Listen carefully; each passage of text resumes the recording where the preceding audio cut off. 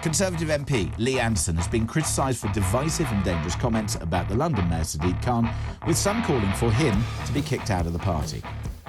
Labour's Shadow Health Secretary, of course, he'd have a go, Wes Streeting, said the former Tory deputy chairman had engaged in outright racism and Islamophobia.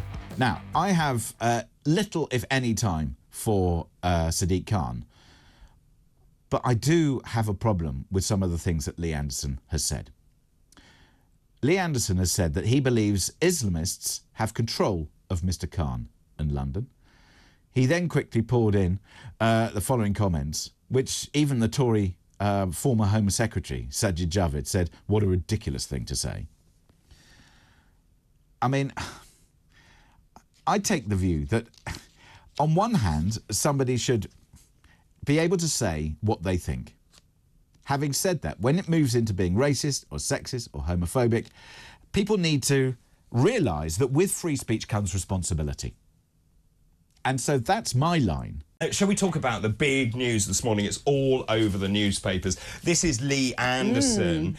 He's been suspended. This happened as I was coming back from Doncaster. He's been suspended from the Conservative Party after refusing to apologise for comments aimed at Sadiq Khan. Now, he was doing an interview, and he is the Conservative MP for Ashfield. He was doing this interview, and he said Islamists had got control of the mayor of London. Now, Sadiq Khan obviously then refuted that. He described the remarks as pouring fuel on the fire of anti-Muslim hatred. And then the Conservative Party, there was this sort of silence whilst they tried to work out what on earth they did about it. And now, they did the wrong thing, as they always do. Well, so really interesting you say that. Why? Oh, OK, look, because we have a problem. We established it yesterday on the show, David, with people calling in, texting in. People are worried about Islam and the extremism. We saw the Shawcroft report this week, which actually said that we were not doing enough. We've seen MI5 saying that 75% of the threat is coming from Islamic Islam. The evidence is there. And yet prevent is nothing like that. 11%. Yeah. Yeah. So we know that we're failing in dealing with it. The threat is there. We're scared to talk about it. We saw a vote overturned in a way that has never been done before this week in the Houses of Parliament when the Speaker decided to allow protocol to be broken because it was outdated. And why? Because there were mobs on our streets and the MPs were scared. So now Sadiq Khan is coming out talking about pouring fuel on anti-Muslim hatred. And what that will do and what it's designed to do is to shut down the conversation that we so desperately need to have. So that's a really important point, and I agree totally, because essentially he said, and he clarified what he said, because he was asked, have Islamists taken control of this country? He said, no, they haven't, but I believe they've got control of Khan and they've got control of London. Now, Khan is well known. You and I spoke, you've done some research into Khan and his associations. Perhaps you'd like to enlighten us. So his associations with people who are really part of this group that we're worried about go back a long way. So in 2003, he appeared at a conference alongside Sajil Abu Ibrahim, a member of the band Al Muhajirun. He was actually the chair of the Muslim Council of Britain. I didn't know that. No, exactly. And in his capacity as the chair, he argued in Parliament that the Muslim Brotherhood cleric, Dr. Yusuf al-Qaradi, is not the extremist that he is painted as being. Now, there are many more examples of his links. The other one, I think, is with Cage, isn't it? His relationship with extremists ran so deep that he attended events for the jihadist rights group Cage and wrote a foreword for one of their report. Cage has since declared ISIS executioner Jihadi John to be a beautiful man on the BBC.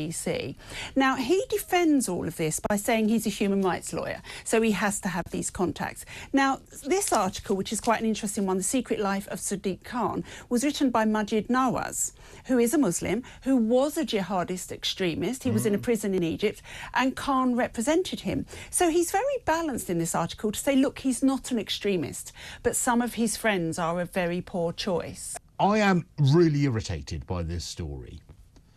Not maybe for the reasons that you might think, but I am irritated by this story because, as you know, I have a particularly special depth of feeling for the London Mayor Sadiq Khan as someone who's lived in London for the entire time he's been mayor.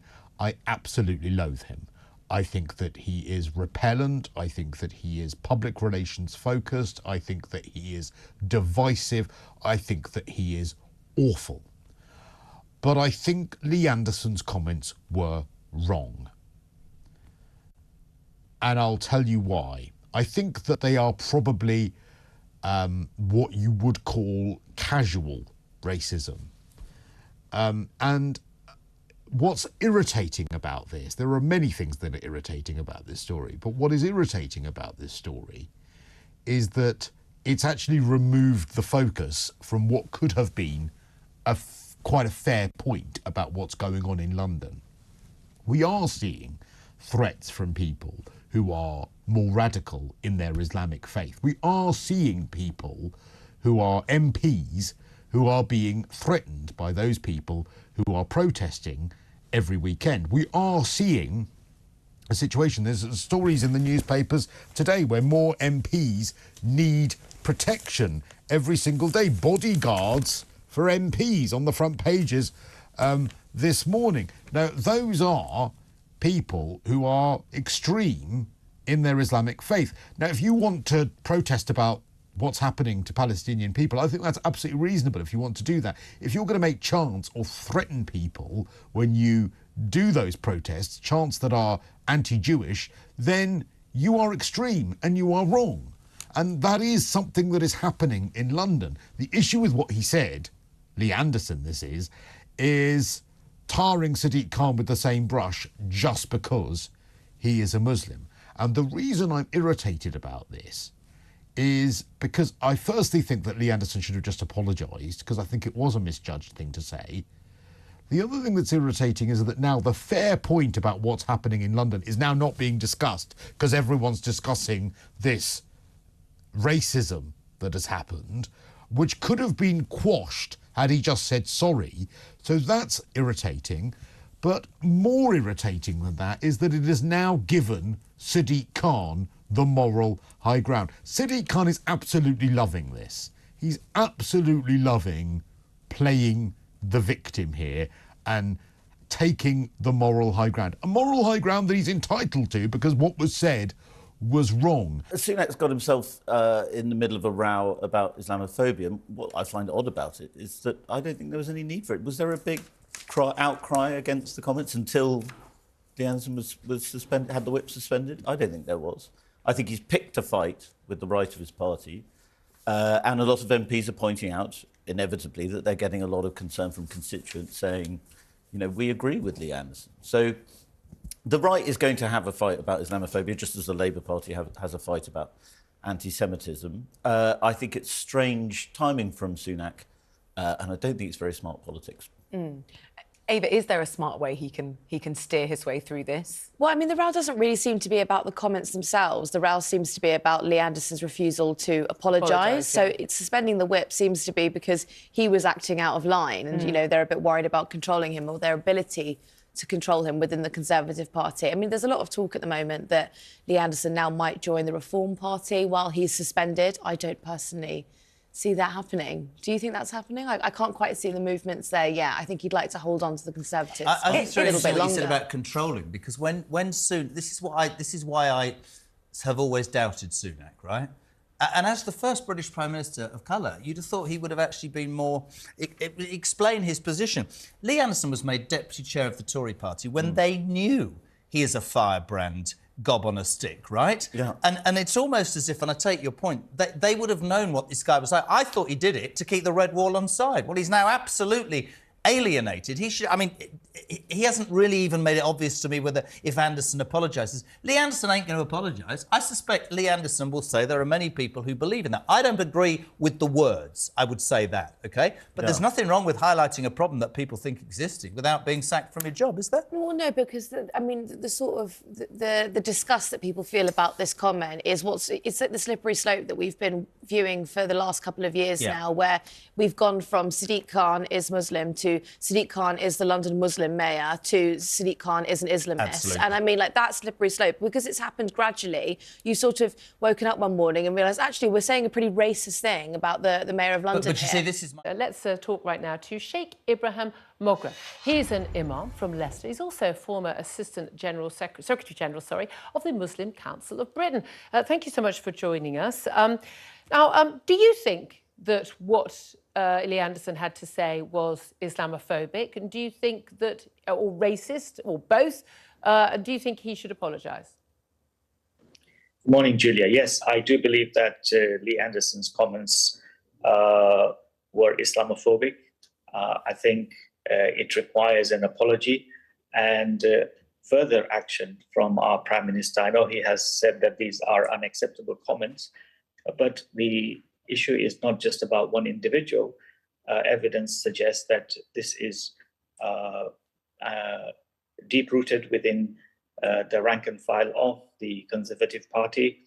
And when senior politicians make such comments, it is very worrying, particularly for minority communities, because it emboldens the racists and others who peddle hatred towards minority communities in our country. We're often told that what MPs say emboldens racism. I don't think racists need to be emboldened, personally. I think they already have those horrible views, and that should be dealt with separately. But you think that, just as we discussed a few years ago, Labour's got an anti-Semitism problem. You think the Tories have got an Islamophobia problem? Yes, I believe very strongly that that is the case. I think all of our politicians need to be held accountable to very high standards because they have a lot of influence. People listen to what they say. And yes, although racists do not need any further encouragement, what comments such as these does is that it endorses those racist and Islamophobic or anti-Semitic views that they may espouse. So just as we have very strong efforts and commitments to end anti-Semitism in our country, with resources being channeled to ensure that anti-Semitism is tackled in our country, we need similar efforts made to tackle anti-Muslim hatred and Islamophobia. But there is do you accept that there is a very big difference, just as there's a very big difference between someone, say, criticising Jewish people as a whole or criticising the actions of the Israeli government? Those are not the same thing. By the way, Jews in Israel and Muslims in Israel are very free to criticise that government because it's democratically elected. Very big difference between that and also, equivalent, someone criticising Islamist extremism and someone expressing anti-Muslim sentiment. I would criticise Islamist extremism. I'm pretty sure that everybody should criticise Islamist extremism. I would criticise extremism in any religion, and also anybody who thinks that they can threaten our parliamentarians, threaten a teacher for what he teaches in a school, threatens a cinema for what film they put on, or anything else. It seems to me that we should all be concerned about and want to take action against Islamist extremism. Why, when someone talks about that, is that taken as a criticism of the Muslim community in this country as a whole? I would say this is a minority, too large a minority in this country. However, those aren't the same things. He wasn't criticising Muslims.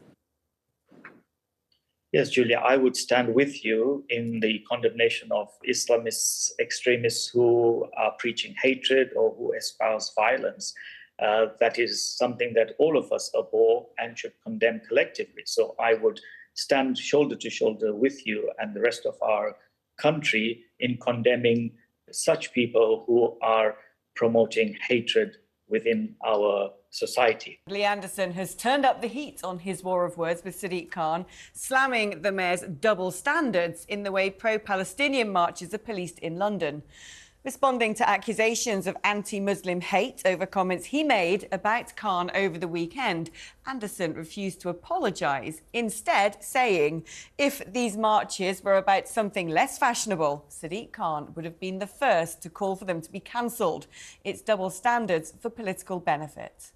Well, Khan has stood by and allowed police to turn a blind eye to the disgusting scenes around Parliament. This comes as the police face criticism for making no arrests as pro-Palestinian Bristolian protesters blockaded Tower Bridge on Saturday, while Labour's Annalise Dodds had to be escorted from a fundraising meeting after being targeted by activists.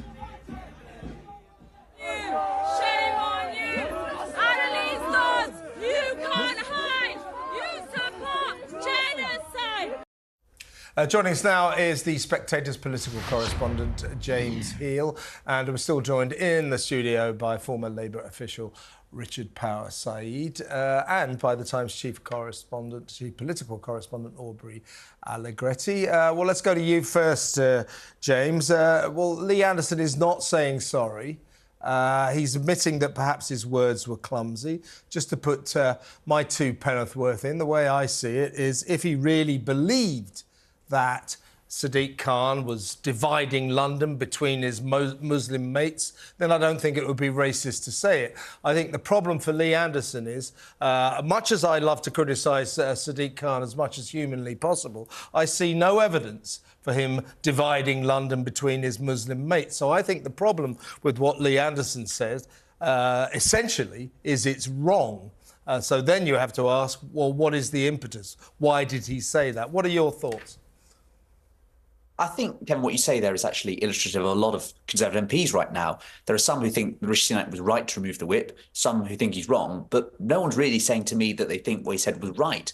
And I think the key thing is, of course, is that if you actually do think Sadiq Khan has handed over the city to his, the Islamist mates, in those sort of words, where's the evidence for that? And I think perhaps the kindest thing to say about Lee Anderson's words is perhaps they were quite clumsy. In terms of the reaction in Westminster right now, there's 2 real issues going on, one of which is reform. The party is willing to talk up the chances of a defection right now. Richard Tice, in the last few minutes, has just put out a statement talking up those chances, encouraging Lee Anderson effectively to defect. So that's one issue. And the second of all is, if he was to apologise, would he then be readmitted to the Conservative Party? Because there seems to be a bit of a divergence right now between those Tory frontbenchers who are saying he was wrong and the Rishi Sunak's right to remove the whip, and then saying he was wrong and he should have apologised. Now, if he does apologise, will he then get readmitted? So this row is going to continue to run and run. Not least, perhaps, I do think that it's because it's easier to talk about Lee Anderson than some of the more thornier issues around, for instance, 3 female MPs getting bodyguards right now, given the threats and intimidation that other MPs are facing across the country right now.